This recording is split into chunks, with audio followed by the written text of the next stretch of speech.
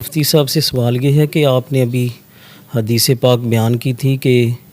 72 فرقے جہنم میں جائیں گے اور ایک جو جماعت ہے وہ جنت میں جائے گی،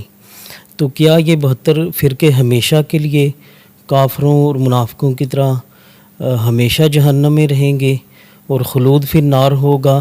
یا اپنی فرقہ واریت کی سزا بھگت کر جنت میں واپس آئیں گے؟ آپ کا بڑا اہم سوال ہے، بڑا علمی سوال ہے جی، ماشاءاللہ سبحان اللہ کہیں آپ سب۔ حضرت نے بڑا زبردست سوال فرمایا کہ بھائی جب حضور نے فرمایا کہ یہ فرقہ ہیں اور فرقے جہنم میں جائیں گے، تو کیا خلود فی النار ہمیشہ ہوگا، ہمیشہ جہنم میں رہیں گے، یا وہ ان میں سے جو ہے وہ جنت میں بھی واپس جنت میں بھی آئیں گے؟ تو اس کا جواب یہ ہے کہ بھئی پہلی بات تو یہ ہے کہ یہ اللہ تعالیٰ کے ابدی اور ازلی علم کے اندر ہے کہ کس کا انجام کیسے ہونا ہے، اور کس کا خاتمہ ایمان پر ہوا اور کس کا خاتمہ کفر پر ہوا۔ اب اگر بدعقیدگی اس درجے کی ہے جو حد کفر تک پہنچ گئی، جیسے کہ سید اعلیٰ حضرت نے بڑا تفصیل کے ساتھ، لوگوں نے اعلیٰ حضرت کو پڑھا ہی نہیں، اگر اعلیٰ حضرت کو ایمانداری سے پڑھ لیا جائے الحمدللہ سارے مسئلے حل فرما کے گئے ہیں۔ بدعقیدگی اگر حد کفر تک پہنچ جائے، حد کفر تک پہنچے، بھی کفر میں پر بندہ اتنا گندا عقیدہ ہو گیا تھا، اب کفر ہی ہے، تو ظاہر ہے جس کا خاتمہ کفر پر ہوا وہ تو قرآن سے بھی اور حدیث سے بھی ثابت ہے کہ خالدین فیہا ابدا، اس میں ہمیشہ رہیں گے۔ لیکن اگر بدعقیدگی اس درجے تک نہیں پہنچی ہے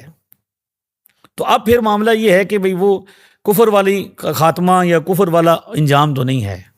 لیکن اب وہ یہ دیکھا جائے گا کہ وہ گمراہ ہے تو کس درجے کا گمراہ ہے۔ اب یہ پھر اللہ تعالیٰ ہی کی ذات کا معاملہ ہے کہ وہ کس کو کس درجے میں عذاب دے گا، کس کو کتنا عذاب دے گا، کس کو کتنا رکھے گا۔ لہٰذا حدیث شریف میں ہے کہ بندہ جو ہے نا یہ جنتیوں والے عمل کرتا رہتا ہے، مفہوم اس کا میں عرض کر رہا ہوں، حتیٰ کہ تقدیر سبقت کر جاتی ہے اور آخر میں کیا ہو جاتا ہے، جہنمی، اور اسی طرح جنتیوں والے عمل کرنا شروع کرتا ہے تو آخر میں کیا ہوتا ہے، اس کو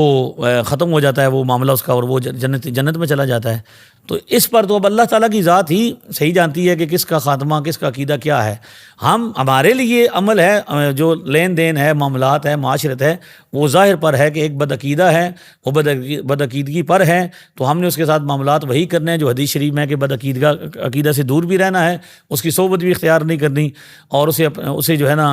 اس کے پاس بھی نہیں جانا۔ عام آدمی کے لیے یہی حکم ہے۔